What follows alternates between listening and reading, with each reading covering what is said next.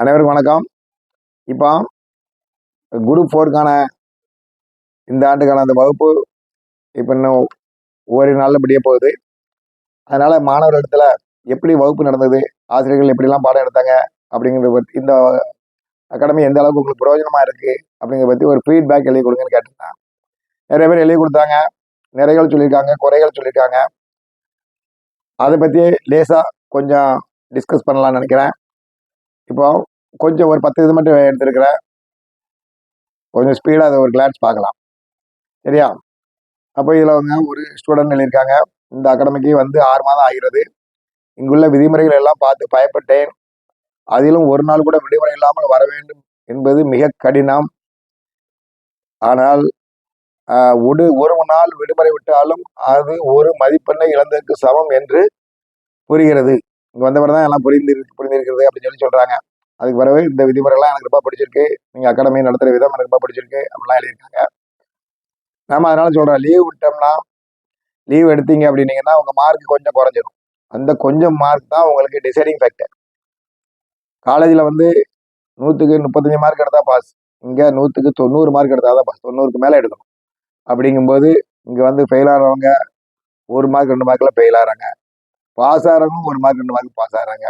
அதனால அந்த 1 mark 2 mark ரொம்ப ரொம்ப முக்கியமான விஷயம். அதனால தான் லீவ் 1 நாள் 2 நாள் கூட லீவ் போடாதீங்கன்னு சொல்கிறோம். ஓகே, இந்த ஸ்டூடெண்ட் நல்லா புரிஞ்சுக்கிட்டாங்க அந்த விஷயத்த. ஓகே, அடுத்ததுக்கு பார்ப்போம். அதில் வந்து முதல் முறையாக வந்திருக்கேன், கிட்ஸ் அகாடமிக்கு எழுதியிருக்காங்க. கிட்ஸ் அகாடமி நல்லா டீச் பண்ணுறாங்க. நான் இந்த அகாடமியில் படிக்க போகிறேன்னு சொன்னப்போ இங்கே வந்த கொஞ்சம் பேர் எங்கிட்ட, கிட்ஸ் அகாடமி ரொம்ப கஷ்டமாக இருக்கும், அது நீ ஒரு வாரம் அகாடமி போவ, அடுத்து நீ போக மாட்ட, அப்புறம் கிட்ஸ் அகாடமியில் வந்து ரொம்ப கஷ்டமாக இருக்குன்னு சொல்லி சொன்னாங்க. ஆனால் இப்போ வரைக்கும் அப்படி எனக்கு அப்படி தோணவே இல்லை. ஒரு நேரம் கூட அப்படி தோணலை. இங்கே வர கோச்சிங் வந்து டெய்லி எனக்கு படிக்க தான் எனக்கு ஆர்வமாக இருக்குது. இங்கே டெய்லி எனக்கு வர்றதுக்கும் படிக்கிறதுக்கும் எனக்கு ரொம்ப ஆர்வமாக இருக்குது அப்படின்னு சொல்லியிருக்காங்க. அதாவது வெளியில் நம்ம அகாடமி சொல்லும்போது ரொம்ப கஷ்டமாக இருக்கும், இதில் போய் யாரும் இங்கே வந்து படிக்க மாட்டாங்க, இப்போ ரொம்ப நாளைக்கு இருக்க முடியாதுன்னு சொல்லுவாங்க. அது உண்மைதான். படிக்கிற ஸ்டூடெண்ட் மட்டும்தான் நம்ம அகாடமியில் சர்வே பண்ண முடியும். எல்லாரும் இருக்க முடியாது. 1000 பேர் வந்தாங்கன்னா அதில் 50 பேர் தான் இங்கே வந்து கடைசி வரைக்கும் இருப்பாங்க. அந்த 50 பேரும் பாஸ் ஆயிடுவாங்க. மற்றவங்கெல்லாம் கொஞ்ச நாளில் போயிடுவாங்க. ஒரு 2 நாளில் போகிறவங்களும் இருக்காங்க, 20 நாளில் போகிறவங்களும் இருக்காங்க, கொஞ்ச நாளையில் போகிறவங்களும் இருக்காங்க. அதனால தொடர்ந்து இருந்தால் கண்டிப்பாக பாஸ் பண்ணிடலாம். ஓகே, அடுத்த அன்புள்ள பேச்சுமுத்து ஐயா அவர்களுக்கு அப்படின்னு சொல்லி எழுதியிருக்கா, பணிவான நன்றிகள் சொல்லியிருக்காங்க. அப்புறம் என்ன சொல்லியிருக்காங்க, எங்கள் அம்மா அப்பா கூட என்னை இப்படி படிக்க சொல்லியது இல்லை அப்படின்னு சொல்லியிருக்காங்க. அந்த மாதிரி நீங்கள் டெய்லி வந்து சொல்கிறீங்க, கிளாஸில் வந்து சொல்கிறீங்கன்னு சொல்லி எங்கள் வந்து எழுதியிருக்காங்க. நம்ம வந்து கிளாஸ் ஆரம்பிக்கும் போது சார் வர கொஞ்சம் ஒரு 10 நிமிஷம் லேட் ஆச்சுன்னா அந்த சமயத்தில் அவங்க வர்றதுக்கு முன்னாடி கொஞ்சம் நேரம் வந்து எல்லாருக்கும் கொஞ்சம் டிப்ஸ் வந்து கொடுக்குறது வழக்கம். அதனால டெய்லி கொடுப்போம். அது மாதிரி கொடுக்கும். அது ரொம்ப அவங்களுக்கு நல்லா யூஸ்ஃபுல்லாக இருக்குது அப்படின்னு சொல்லியிருக்காங்க. உங்கள் உடல்நலத்தையும் நன்றாக பார்த்துக்கொள்ளுங்கள் அப்படின்னு சொல்லியிருக்காங்க. சரி, ரொம்ப நன்றி. நம்முடைய உடல்நலத்தின் மேலே அவங்க அக்கறை எடுத்திருக்கீங்க, அதுக்காக ரொம்ப நன்றியை தெரிவித்துக் கொள்கிறோம். தினமும் எங்கிட்ட என்ன குறை இருக்கிறது, அகாடமியில் என்ன குறை இருக்குதுன்னு கேட்டு அதை சரி செய்வீங்க அப்படின்னு சொல்லியிருக்கீங்க. அதை வந்து பாராட்டி எழுதிருக்கீங்க. உண்மையில அப்படிதான். அந்த நமக்கு அகாடமியில் என்ன குறைங்கிறது எப்படி தெரியும்? அதை வந்து உண்மையில் நான் கேட்கும்போது, நீங்கள் இந்த மாதிரி ஃபீட்பேக் எழுதி கொடுக்கும்போது தான் தெரியும். அதனால தான் அடிக்கடி ஃபீட்பேக் வாங்குறது. சரியா? அதனால சந்தோஷம், ரொம்ப நன்றி. அதுக்கடுத்து இன்னொருத்தவங்க இருக்காங்க, இன்னொரு ஸ்டூடெண்ட் நல்லா நிறைய எழுதியிருக்காங்க. உள்ளங்கை நெல்லிக்கனி போல அப்படின்னு சொல்லி ரொம்ப கவிதையாக எழுதியிருக்காங்க. கடைசியில் வந்து முக்கியமான வார்த்தை விஷயம் என்னன்னா, உங்களுக்கு நன்றி என்ற 3 வார்த்தைகளை 3 எழுத்துக்களாக சொன்னால் போதாது அப்படின்லாம் சொல்லிட்டு கடைசியில், பணம் இல்லாமல் நிறுவனத்திற்குள் அனுமதிக்காதவர்கள் மத்தியில் படித்தால் போதும் என்று எங்களுக்கு என்னும் வகையில் ஐயா இலவசமான பயிற்சி மையத்தை அளித்துள்ளீர் அப்படின்னு சொல்லி அழகா எழுதியிருக்கீங்க. நமக்கு வந்து பணம் வந்து பெரியது கிடையாது. பணம் வந்து அகாடமியை வந்து ஆரம்பிச்ச நோக்கமே வந்து வசதி இல்லாதவங்க வந்து நல்லா படிக்கணும், அவங்க வந்து பெரிய அளவில் அரசு வேலைக்கு போகிறதுக்கு என்னென்ன வசதிகள் செய்து கொடுக்கணுமோ அவ்வளோ வசதியும் செய்து கொடுக்கணும். அதுதான் வந்து அந்த இடத்துல தான் நம்ம ஆரம்பித்தோம். அதை தொடர்ந்து நடத்தி கொண்டு இருக்கிறோம். அதுக்கு நீங்கள் பாராட்டி எழுதியிருக்கீங்க, நன்றி. அதுக்கடுத்ததாக வேற ஒரு ஸ்டூடெண்ட் எழுதியிருக்காங்க, ஐயா அங்கே உண்மை சொல்ல வேண்டும் என்றால் படிப்பின் மேல் நான் கொண்ட ஆர்வம் 0 ஆகும். இங்கே வர்றதுக்கு முன்னாடி அவருக்கு படிப்பில் மேலே ஆர்வமே இல்லை. ஆனால் இங்கே வந்த பிறகு மற்றவர்கள் படிப்பதை பார்த்து அச்சமும் அதே நேரத்தில் படிக்கலாம் என்ற ஆர்வமும் பிறந்தது. அச்சமும் வந்து தான் எல்லாரும் இப்படி படிக்காங்களே அப்படின்னு சொல்லி அந்த மாதிரி ஆர்வம் வந்தது. தற்போது அந்த ஆர்வம் அதிகமாக அதிகரித்திருக்கிறது அப்படின்னு சொல்லி எழுதியிருக்காங்க. நம்ம இங்கே வந்து படிக்கும்போது ஒருத்தர் படிக்கும்போது நம்ம வந்து பூவோட சேர்ந்த நாரும் மனம் பெறும் அப்படிங்கிற மாதிரி ஒருத்தர் படிக்கும்போது அதை பார்க்கும்போது நம்மளும் படிக்கணும் அப்படிங்கிறது ஆர்வம் வரும். அதே மாதிரி இன்னொரு கழுதியோட சேர்ந்த கன்றும் அப்படிங்கிற மாதிரி ஒரு பழமொழி உண்டு. அதனால நம்ம அப்படி போயிடக்கூடாது. நம்ம படிக்கணும் அப்படிங்கிற ஆர்வத்துல மற்றவர்களை படிக்கிறத பார்த்து நாமளும் அதிகமாக படிக்கணும். ஓகே. அதுக்கு அடுத்ததாக இன்னொருத்தங்க அடுத்த ஸ்டூடெண்ட் எழுதியிருக்காங்கன்னா, தங்களது பயிற்சி நிறுத்தி கடந்த 2 மாதங்களுக்கு முன்பு மேலாக படித்து வருகிறேன் அப்படின்னு சொல்லியிருக்காங்க. 2.5 மாதமா தான் படிச்சுட்டு இருக்காங்க படிக்கிறது. முதற்க எனது பணிவான நன்றியை தெரிவித்துக் கொள்கிறேன். தமிழ் அம்மாவின் இலக்கண வகுப்புகள் மிகவும் புரியமைகள் இருந்தது. கணித வகுப்புகள் எளிதில் புரிந்து கொள்ளும்படியாக ராஜா நடத்தினாரு. குருசார் நடத்தின அனைத்து வகுப்புகள் நல்லா இருக்கு. அப்புறம் எல்லா வகுப்புகளும் நல்லா இருக்கு அப்படின்னு புவியியல், பொருளாதார வகுப்பு எல்லாமே நல்லா பயனுள்ளதா இருக்கு அப்படின்னு ஒரு ஸ்டூடெண்ட் நல்லா எழுதியிருக்காங்க. அதுக்கடுத்து இன்னொரு ஸ்டூடெண்ட் வந்து கணிதம் தெரியாமல் இருந்த எங்களுக்கு கணக்குகளை நல்லா புரியுற மாதிரி ஈஸியாக சொல்லி கொடுத்தாங்க அப்படின்னு அடுத்த ஸ்டூடெண்ட் வந்து எழுதியிருக்காங்க. அதுக்கு முன்னாடி வந்து டெய்லி வகுப்புக்கு போகிறதுக்கு முன்னாடி கேள்வி கேட்பாங்க. அதில் ஏதாவது கேள்வி தப்பாக சொன்னால் கஷ்டமாக இருக்கும். இன்னும் அதிகமாக நல்லா படிக்கணும் அப்படிங்கிற இடத்துல நல்லா படித்தேன் அப்படின்னு நம்ம டெய்லி கேள்வி கேட்போம். கிளாஸ் ஆரம்பிக்க முன்னாடி எல்லார்ட்டையும் கூப்பிட்டு எல்லா ஸ்டூடெண்ட்டையும் கேள்வி கேட்போம். அதனால வந்து அது ரொம்ப பிரயோஜனமாக இருக்குது அப்படின்னு சொல்கிறாங்க. அப்புறம் இன்னொரு ஸ்டூடெண்ட் எழுதியிருக்காங்க. நல்லா ரொம்ப பாராட்டி எழுதிட்டு கடைசியில் எழுதியிருக்காங்க, நான் எந்த ஒரு உயர்நிலையில் இருந்தாலும்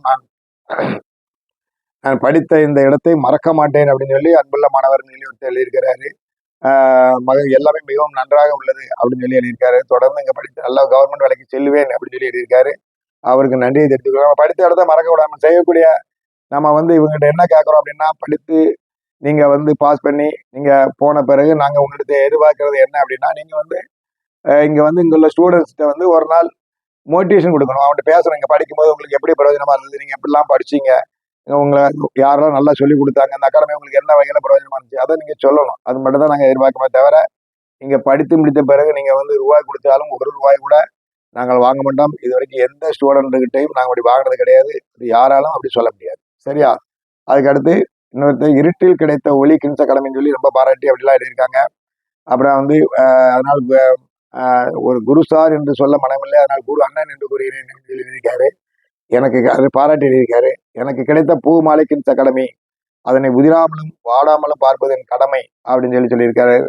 அவர் வந்து உண்மையிலே அது மாதிரி உதிராமலும் வாடாமலும் கண்டிப்பா அந்த ஒரு ஆலமரத்தில் விழுதுகள் போல நீங்கள்லாம் உங்களை மாதிரி மாணவர்கள்லாம் வேலைக்கு போன பிறகு இங்க வந்து இப்போ குரு சார் வந்து அவருக்கு படித்த ஸ்டூடெண்ட். இப்போ அவர் வேலைக்கு போனாலும் திரும்ப வந்து இப்போ வந்து உட்காந்து பாடம் எடுக்கிறாரு. எல்லாரும் நல்லா மோட்டிவேட் பண்றாரு, நல்லா சொல்லிக் கொடுக்கு. அதே போல நீங்களும் வந்து இங்க வந்து பாடம் எடுக்கணும், பசங்களுக்கு மோட்டிவேட் பண்ணணும், நல்லா சொல்லிக் கொடுத்து நிறைய பேர் இருக்கணும். அதுதான் அப்பதான் அந்த பூ மாலை வந்து உதிராமலும் வாடாமலும் இருக்கும். ரைட், நன்றி. அதுக்கடுத்து பிறகு அடுத்தங்கள உள்ள ஸ்டூடெண்ட் எழுதியிருக்காங்க, பொருளியல் கொஞ்சம் புரியாமல் இருந்தது. அப்புறம் மேத்ஸ் கிளாஸ் எல்லாம் நல்லா இருக்கு. ஷார்ட்கட் ரொம்ப பிரயோஜனமா இருக்கு. குருசார் வகுப்பு நல்லா இருக்கு. பேச்சும் ஐயா அவர்களுக்கு நன்றி அப்படின்னு அந்த அகாடமியை தொடர்ந்து நடத்த வேண்டும் அப்படின்னு சொல்லியிருக்காங்க. அதுக்கு அடுத்தால தூத்துக்குடியில் ஒரு கல்வி கொடை வள்ளல் உள்ளார் என்றால் அது நீங்கள் தான் ஐயா அப்படின்னு சொல்லியிருக்காரு. தூத்துக்குடியில ஒருத்தர் உண்டு, அவர்தான் மலை, நான் வந்து மடு. அது யார் அப்படின்னா ஏபிசிவி சொக்கலிங்கம் அவர்கள். அவருடைய கல்லூரியில் நான் படித்தேன். அப்போ அவர் படிக்கும்போது என்னன்னா, அது வந்து ஃபீஸ் பியூசி காலேஜ் எப்பவுமே ஃபீஸ் ரொம்ப கம்மியா இருக்கு. அந்த காலேஜில் நான் படித்தேன். அவரும் எனக்கு ஒரு மோட்டிவேஷன். அந்த ஒரு அவர் வந்து ஃபீஸ் மட்டும் தான் அவங்க, ஒரு பைசா கூட அதிகமாக வாங்க மாட்டாங்க. அதுபோக காலேஜில் வந்து அப்போ இருந்து இப்போ வரைக்கும், அவங்க அப்பா காலத்துலேருந்து இப்போ வரைக்கும் காலேஜ் வந்து லெக்சரர் அப்பாயின்மெண்ட் பண்ணுறதுல ₹1 கூட வாங்க மாட்டாங்க. அவங்க அந்த கல்லூரிகளை வச்சு சம்பாதிக்க பண்ணால் இன்னைக்கு தூத்துக்குடியில் மட்டுமில்லாமல் தமிழகத்திலே ஒரு மிகப்பெரிய கோடீஸ்வரராக இருக்கலாம். ஆனால் அப்படி இல்லாம பணம் பெருசு கிடையாது அப்படின்னு இன்னைக்கு வரைக்கும் ஒரு பைசா கூட அப்பாயின்மெண்ட்டுக்கு வாங்கினது கிடையாது. வாங்காம அவங்க வந்து நடத்திட்டு இருக்காங்க. அவங்க தான் எனக்கு மோட்டிவேஷன். அவரை பார்த்து பின்பற்றி நான் இதை பணத்தை பெரிதாக நினைக்காமல் சேவை செய்ய வேண்டும் என்பதற்கு அவர் எனக்கு மிக உதாரணமாக இருக்கிறார். நான் ஆனந்த விழா விருது எனக்கு கிடைச்சப்போ நேரம் கொண்டு வந்து அவர் கையில ஒன்று கொடுத்துட்டு அவர் காலில் விழுந்து அவருடைய காலில் விழுந்து அவருடைய ஆசீர்வாதம் வாங்கிட்டு அப்புறம் தான் நான் வீட்டுக்கு வந்தேன். சரி, அது நேரத்தில் சொல்லிக் கொள்வதில் பெருமைப்படுகிறேன். சரி, ரொம்ப சந்தோஷம். அதுக்கடுத்து இன்னொன்று எனக்கு புதிதாகவும் வியப்பாகவும் இருக்கிறது. முன்பு சென்ற பயிற்சி மையத்தை விட சிறப்பாக இருக்கிறது என்று சொல்கிறார். இந்த பயிற்சி மையம் எனக்கு ரொம்ப வியப்பாக இருக்குன்னு சொல்லி சொல்றாரு. அவ்வளவு தூரம் நல்லா இருக்குன்னு சொல்லி நம்ம சொல்றாங்க. அப்புறம் அதே போல அடுத்து இன்னொரு ஸ்டூடெண்ட், அவங்க இலவச அகாடமி இவ்வளவு நன்றாக கற்றுக் கொடுக்க மாட்டார்கள் எங்கேயும், இங்கே மிக சிறப்பாக கற்றுக் கொடுக்கிறீர்கள் அப்படின்னு சொல்லி மிக சிறப்பாக சொல்றாரு. அதுக்கடுத்து இன்னொருத்தங்க வந்து மாற்றம் ஒன்றே மாறாது, நீதி, நேர்மை, நியாயம், கண்ணியம், கட்டுப்பாடு எல்லாம் கற்றுக் கொடுக்கீங்க அப்படின்னு சொல்றாரு. அதில் யார் கற்றுக்கிறாங்களோ தெரியல. சரியா? சரி, கணித நடப்பு நிகழ்வு தனியாக ஒரு வகுப்படுத்தால் நன்றாக இருக்கும். இன்னொரு வகுப்புன்னு எடுக்கணுங்காங்க. இது வகுப்பெல்லாம் முடிஞ்சு போச்சு. இனிமேல் வகுப்பு இப்போ எடுக்க முடியாது. இனிமேலாம் எப்போன்னா ஜூன் 10ஆம் தேதிக்கு அப்புறம் தான் வகுப்பு எடுக்கிறது. இனி வந்து நம்ம எடுக்கிறது என்னன்னா ரிவிஷன், அப்புறம் வந்து படிக்கணும். ஃபுல்லாக படித்து படித்து டெஸ்ட் பேஜ் தான். சரி, இனி வந்து புதுசாக கடைசி நாள் வரைக்கும் படிச்சுக்கிட்டு இருக்க முடியாது. அதனால இனி கணித வகுப்பு புரியலைன்னா பரவாயில்ல. இன்னும் அடுத்தாக்கில் இன்னும் ஜூன் 10ஆம் தேதியிலேருந்து. ஏன்னு கேட்டிங்கன்னா, இதெல்லாம் படிக்கணும் அப்படின்னா ரெகுலர் படிக்கணும் குறைஞ்சது 1 வருஷம் ஆகும். 1 வருஷம் பாடத்தை 2.5 மாசத்துல நம்ம படிக்கணும். அப்படிங்கும்போது ஸ்பீடாக தான் போகும். ஜெட் வேகத்தில் தான் போயிருக்கு.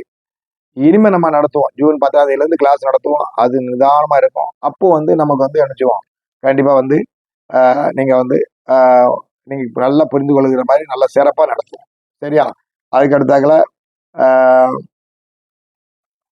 இப்போ இதில் ஒன்று போட்டிருக்காங்க, ரொம்ப அருமையாக எழுதியிருக்காங்க. ஏன்னா சரியான முறையில் டைம் டேபிள் கொடுத்து சிலபஸ் கவர் செய்ததுக்கு மிக்க நன்றி.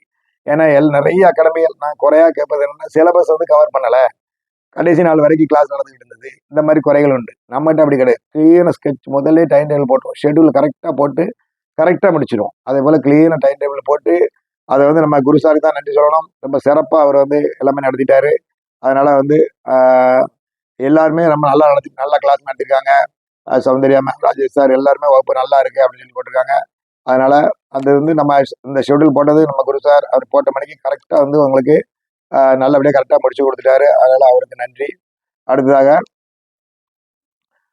நீங்கள் எவ்வளவு துன்பங்கள் வந்தாலும் எங்களுக்காக சிறந்த முறையில் வகுப்பு நடத்துவீர்கள்னு சொல்லி நான் சொல்லிட்டு கிடச்சிட்டு எனக்கு என்ன துன்பம், ஒரு துன்பம் வரல.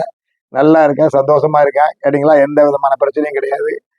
அது போக 2 நாளுக்கு ஒரு முறை தேர்வு நடத்தணும்னு சொல்லியிருக்கீங்க. 2 நாளைக்கு ஒரு முறை கண்டிப்பாக அதை நம்ம பரிசீலிப்போம். அப்படி தான் நடக்கணும்னு நினச்சிருக்கோம். 2 நாளுக்கு ஒரு முறை, இல்லைன்னா அதிகபட்சம் 3 நாளுக்கு ஒரு முறை நடத்துவோம். அதுபோக இங்கே ஒருத்தவங்க இருக்கீங்க, புதிதாக வந்து மாணவர்கள் பக்கத்தில் வந்து பேசிக்கொண்டே இருக்கார்கள் அப்படின்னு சொல்லியிருக்கீங்க. மாணவர்கள் வந்து இதுக்காக தான் நிறைய பேர் கிடைக்குது. படிக்க ஆர்வம் இல்லாதவங்க நிறைய பேர் வந்திருக்காங்க, கதை பேசிக்கிட்டே இருப்பாங்க. இவங்கெல்லாம் எப்படி நம்ம பார்க்குறோம் அப்படின்னா, டெஸ்ட்டில் பார்க்குறோம். மார்க் கம்மியாக இருக்கும். ஒரு டெஸ்ட் 2 டெஸ்ட் பார்ப்போம். 3ஆவது டெஸ்ட் எப்போ போயிட்டு வான்னு அனுப்பி வச்சிருவோம். அப்பாவை கூட்டு வாம்போம், அதோட போயிடுவோம். ஏன்னா இல்லைன்னா இப்படி உட்காந்து பேசிக்கிட்டே இருப்பான். நான் சொல்லியிருக்கல, மாணவர்கள் பக்கத்தில் வந்து பேசிக்கொண்டே இல்லைன்னு. தேர்வுக்கு 80 நாட்கள் உள்ள நிலையில் படிக்க இயலவில்லை. அப்போ நீங்கள் படிக்கிற பொண்ணுங்க, நீங்கள் படிக்கிற பையங்க, படிக்கிற பொண்ணுங்க உங்களை பக்கத்தில் உட்காந்து டிஸ்டர்ப் பண்ணுறாங்க. அப்போ அவங்களையும் நான் பாஸ் ஆகணும்னு நினச்சா நீங்கள் ஃபெயில் ஆயிருங்க. அதனால தான் அவங்கள வந்து இன்னொருத்தர் 1-2 பேர் எழுதியிருக்காங்க. நீங்கள் நிறைய பேரை நீங்கள் வீட்டுக்கு அனுப்புறீங்க, அப்போல்லாம் அனுப்பாதீங்க எல்லாம் எழுதியிருக்காங்க. நான் அப்படி அனுப்பலைன்னா படிக்கிற பிள்ளைங்க கேட்டு போவாங்க. அதுதான். அதுக்கடுத்து இன்னொன்று எழுதியிருக்காங்க, 12,000 ஃபீஸ் கட்டினேன், அங்கே எங்கேயோ ஒரு இடத்துல 12,000 ஃபீஸ் கட்டினேன், அது கூட பார்க்கும்போது ஒப்பிடும்போது இது 90% மேலாக இருந்தது அப்படின்னு சொல்லியிருக்கேன். ஏன் 100% மேலே இல்லையா தெரியல. சரி, அதை விட இது நல்லா இருக்கு அப்படின்னு சொல்லி எழுதியிருக்காங்க. சரி, அதில் நான் வறுமை வாய்ந்த குடும்பத்திலே பிறந்து வாழ்ந்து வருகிறேன் அப்படின்னு சொல்லி நீங்களாம் எங்களுக்கு ஒரு எடுத்துக்காட்டு அப்படிலாம் சொல்லி எழுதியிருக்காங்க. வெற்றியோடு திரும்ப முக்கியமாக நல்லா இருக்கு அப்படின்னு சொல்லியிருக்காங்க. சரி, ரொம்ப சந்தோஷம். அதுக்கடுத்து கட்டணம் செலுத்தி படித்தா கூட இப்படி ஒரு அகாடமியில் வந்து படிக்க வாய்ப்பு கிடைக்காது அப்படிலாம் எழுதியிருக்காங்க. எல்லாருமே நல்லா பாராட்டி எழுதியிருக்காங்க. அனைத்து ஆசிரியர்களுக்கும் நன்றி தெரிவித்துக் கொள்கிறேன்னு சொல்லி எழுதியிருக்காங்க. சரி, அப்புறம் 1 வருடமாக வேற இன்ஸ்டியூட்டில் படிச்சுட்டு இருந்தேன். இப்போ ஒன்றுமே புரியலை. ஆனால் இப்போ தான் இங்கே வந்திருக்கேன். இப்போ வந்து படிச்சுக்கோன்னா எதிரிகளை வியப்பாக இருக்குது. எங்களை மாதிரி கஷ்டப்பட்டு ஃபீஸ் பே பண்ணி படிக்க முடியாதவங்களுக்கு ஃப்ரீயாக பயிற்சி கொடுக்குறீங்க, ரொம்ப சந்தோஷம், ரொம்ப நன்றி அப்படின்னு சொல்லி எழுதியிருக்காங்க. இந்த பாருங்க, நல்லா நிறைய படங்கள் எல்லாம் வரைஞ்சிருக்காங்க. தரமான தேர்வு பயிற்சியினை நடத்தி மாணவர்களை வெற்றி பெற செய்து எங்களது வாழ்வை உயர்த்தி வளமுடன் வாழ கட்டமாக வளர்த்து கொண்டிருக்கும் கடவுளுக்கு நிகரான ரொம்ப நல்லா அருமையாக நிறைய வார்த்தைகள்லாம் போட்டு எழுதியிருக்காங்க. இந்த மாதிரி வார்த்தைகள், இந்த மாதிரி இப்போ எழுத்துக்கள்லாம் வந்து எங்களுக்கு ஒரு மோட்டிவேஷனாக இருக்கும். அது வாசிக்கும்போது பரவாயில்ல, சந்தோஷமா நம்ம இன்னும் நல்லா நிறைய செய்வோம் மாணவர்களுக்காக அப்படிங்கிற ஒரு எண்ணம் வரும். நல்லா அருமையாக நீங்கள் எழுதிருக்கீங்க, ரொம்ப நன்றி. அதுக்கடுத்து இவங்க என்ன எழுதியிருக்காங்கன்னா, நான் 1 வருடமா வேற இன்ஸ்டியூட்டில் படிச்சுக்கிட்டு இருந்தேன், ஒன்றுமே படித்த மாதிரி இல்லை. ஆனால் இங்கே வந்து 3 மாதத்துல எல்லாமே ஜிஎஸ் தமிழ் இவ்வளோ படிச்சிருக்கோம்னு வியப்பாக இருக்குது. எங்களை மாதிரி கஷ்டப்பட்டு ஃபீஸ் பே பண்ணி படிக்க முடியாதவங்களுக்கு ஃபீஸ் ஃப்ரீயாக வந்து கொடுக்குற பேச்சும் தையாங்களுக்கு நன்றி, குரு சார் அவர்களுக்கு நன்றி அப்படின்னு சொல்லி நல்லா எழுதியிருக்காங்க. சரி, ரொம்ப சந்தோஷம், நன்றி. அதுக்கடுத்து கிளாஸ் கிங்ஸ் அகாடமி கிளாஸ் எல்லாம் நல்லா சொல்லி கொடுக்குறாங்க. இதுக்கு முன்னாடி எங்கே படிச்சிருக்கேன் அப்படிங்காங்க, அதை விட இங்கே இது நல்லா இருக்கு அப்படின்னு சொல்லி ரொம்ப ரொம்ப பாராட்டி எழுதியிருக்காங்க. அதுக்கு வந்து எல்லாமே வந்து சிறப்பாக இருக்குன்னு எழுதியிருக்காங்க, நன்றி. அதுக்கடுத்து இவங்களும் அதே போல் ரொம்ப சிறப்பாக இருக்குது, அருமையாக சொல்லித்தராங்க, எல்லாமே நல்லா சிறப்பாக சொல்லித்தராங்க, இது ஒரு சிறந்த இடமாக இருக்குது அப்படின்னு சொல்லியிருக்காங்க. ஓகே. அதுக்கடுத்து கிளாஸ் எல்லாம் நல்லா புரிகிற மாதிரி இருக்குது, ரொம்ப நல்லா 1 வருஷம் படித்தேன், அது எல்லாத்தையும் விட இங்கே நல்லா இருக்குது அப்படின்னு சொல்லி கொடுக்குறாங்க அப்படின்னு சொல்லி எழுதியிருக்காங்க. ரொம்ப சந்தோஷம். அதுக்கடுத்து இவங்க ரொம்ப பணமில்லாத ஏழை குழந்தைகள் படிக்க முடியாமல் இருக்கும் இந்த காலத்தில் எனது குழந்தைகள் ஏழை குழந்தைகள் அனைவரும் எவ்வித தடையின்றி படிக்க இந்த அகாடமியில் ஆரம்பித்ததுக்காக மிக்க நன்றி சார்ன்னு சொல்லி அருமையாக ஆரம்பிச்சிருக்காங்க. அப்புறம் கடவுள் தாதனை அடுத்து இந்த அகாடமிக்கு என்றும் பெருமை சேர்க்கக்கூடிய பிள்ளையாக நடந்து கொள்வேன் அப்படின்னு சொல்லி உணர்ச்சி வசப்பட்டு எழுதியிருக்காங்க. இங்கே பின்னாடி வந்து அதே மாதிரி தேர்வு குரூப்பர் தேர்வு நல்ல மதிப்பெண் எடுத்து காட்டுவேன். வெளி உலக கிங்ஸ் அகாடமி ஸ்டூடெண்ட் என்று பெருமையாக சொல்வேன். இந்த அகாடமி இது போன்ற நன்றாக செயல்பட கடவுளுடன் பிரார்த்திப்பேன் அப்படின்னு சொல்லி ஒரு மாணவி எழுதியிருக்காங்க. ரொம்ப சந்தோஷம். மாணவி செல்விக்கு வாழ்த்துக்கள். ரொம்ப நன்றி. அதுக்கடுத்தாக்கில் இது மாதிரி இன்னொருத்தங்க எழுதியிருக்காங்க. இருக்கும்போது ரொம்ப கருப்பு காந்தி நீங்கள் ஐயா எல்லா அவ்வளவு ஸ்பெல்லிங் மிஸ்டேக் நிறைய இருக்கு ஐயா. கருப்பு சரி ரைட்டு ஓகே. அதுக்கு அடுத்து என்ன எழுதியிருக்காங்க, இவங்க வந்து நிறைகள் இதில் வந்து எழுதியிருக்காங்க. வணக்கம் ஐயான்னு ஆரம்பித்து நல்ல வராமல் இருக்கும் அதற்கு மகத்தான நன்மை செய்துள்ளீர்கள் அப்படின்னு போட்டிருக்காங்க. நிறைகள் அதிகமாகும் குறைகளும் அதிகமாக இருக்குன்னு சொல்லியிருக்காங்க. என்ன குறையும் தெரியலையா பார்ப்போம். ஃபர்ஸ்ட் நிறைகள் பார்ப்போம். நிறைய free academy, free hostel, free சாப்பாடு, ₹1 செலவில்லாமல் நடத்து தெய்வத்தை விட மேலாக இருக்கிறீர்கள் அப்படின்னு சொல்லிட்டாரு. சரியா அப்படின்னு சொல்லி ரொம்ப நிறைய எழுதியிருக்கிறாரு. மனிதன் உங்களை போன்ற மனிதன் இவ்வளவில் பிறப்பது அரிதான நிகழ்வு என்று சொல்லியிருக்கிறாரு. சரி அது அந்த மாதிரி சிரிக்காங்க. சரி அதுக்கடுத்து இங்க இந்த பக்கம் பார்ப்போம். குறைகள் என்ன இருக்காங்கன்னா, டெஸ்ட் வைக்கிறது தேவையானது. ஆனால் எல்லாரும் பார்த்து காப்பி பண்ணி எழுதுறாங்க. அதனாலதான் நான் உட்காந்து பக்கத்துல இருந்தே பார்த்துட்டு இருக்குது. அப்படி இருந்தா கூட ஒருத்தர் பார்த்து காப்பி பண்றாங்க மாதிரி தெரியுது. அதனால் நல்லா படித்து எழுதினாலும் காப்பி பண்ணி எழுதுறவங்களுக்கு அடுத்து வருதுதான் வந்து கொஞ்சம் கஷ்டமா இருக்கு. அதாவது காப்பி பண்ணி எழுதுறவங்க இவங்களோட மார்க்கை கூட எடுத்துடுறாங்களாம். அதனால காப்பி எனக்கு கஷ்டமா இருக்குன்னு எழுதியிருக்காங்க. அடுத்து இனிமேல் காப்பி பண்றவங்கள பிடிச்சு நிறைய பேரை பிடிச்சு வச்சு வீட்டுக்கு அனுப்பிட்டேன். யார் டெஸ்ட்ல காப்பி பண்றாங்களோ, யார் சொல்லிக் கொடுக்குறவங்களோ எல்லாத்தையும் முதல்ல பிடிச்சி வெளியே அனுப்பிடுவேன். அதுக்கடுத்து பார்த்து எழுதுறவங்களே அனுப்பிடுவேன். இப்படிதான் நடந்துகிட்டு இருக்கு. அடுத்த தடவை பிடிச்சிடுறேன். கேமரா மாட்ட சொல்லிட்டேன். கேமரா இப்ப இன்னைக்கு மாட்டிடுவாங்க. நாளைக்கு 2 நாளைக்கு அடுத்த டெஸ்ட்டுக்கு பார்க்கும்போது வெளியே அனுப்பிடுவேன். சரியா? அப்புறம் கடைசியில் ஒரு வார்த்தை எழுதியிருக்காங்க. உங்களை வாழ்த்த நான் எக்ஸாம் பாஸ் பண்ணிட்டு எனக்குன்னு மேடை கிடைக்கும் இடத்தில் கூறுவேன் அப்படின்னு சொல்லி என் குலதெய்வத்திற்கு இணையானவன். அப்பா அதுக்கடுத்து வணக்கம் ஐயா நிறைகள் இந்த அகாடமிக்கு சேர்ந்ததுக்கு மிகவும் நன்றி தான் போட்டு எனக்கு ரொம்ப பிரயோஜனமா இருக்கு. நல்லா சொல்லி கொடுத்தாங்க. எல்லா சார் நல்லா சொல்லிட்டாங்க அப்படின்னு சொல்லிட்டு கடைசியில் ஒரு பட்டம் நமக்கு வச்சுட்டாரு. வெண்தாண்டி வேந்தர் சார் நீங்க அப்படின்ட்டு. பச்சைமுத்து வந்து ஒரு என்ன வேந்தர்னு சொல்லுவாங்க, பாரி வேந்தர் பச்சைமுத்துன்னு சொன்ன மாதிரி நமக்கு வந்து வெண்தாண்டி வேந்தர் பேச்சு முத்துன்னு வச்சுட்டாரு. சரி ரொம்ப சந்தோஷம். பட்டம் இல்லையேன்னு நினச்சிக்கிட்டே இருந்தேன். நல்ல பட்டத்தை கொடுத்துட்டாரு. சரி சந்தோஷம். எல்லாரும் ஆக இந்த மாதிரி எல்லாம் இதையும் ஸ்பீடாக பார்த்தாச்சு. இன்னும் நிறைய எழுதியிருக்காங்க. எல்லாம் பார்த்தோம்னா நமக்கு வந்து டைம் போதாது. இருந்தாலும் இதோட முடிச்சுக்கிடுவோம். எல்லாரும் இதை படிக்கும்போது பார்க்கும்போது என்னன்னா ஒரு சந்தோஷம். அதை ரொம்ப பாராட்டி எழுதும்போது பார்க்கும்போது நமக்கு இன்னும் கொஞ்சம் மோட்டிவேஷன் நல்லா பண்ணணும். அதே சமயத்தில் நிறைய குறைகளும் அந்த குறைகள் எல்லாம் நம்ம பார்த்து எழுதுறாங்க அப்படிங்கிற மாதிரி குறைகள்லாம் இருக்குது. பக்கத்துல வந்து பேசிக்கிட்டு இருக்காங்க, அந்த குறைகள்லாம் இருக்குது. இதெல்லாம் நம்ம வந்து கண்டிப்பாக நம்ம நிவர்த்தி பண்ணுறதுக்கு அதுக்கு உடனடியே நடவடிக்கை எடுப்போம். நன்றி, வணக்கம்.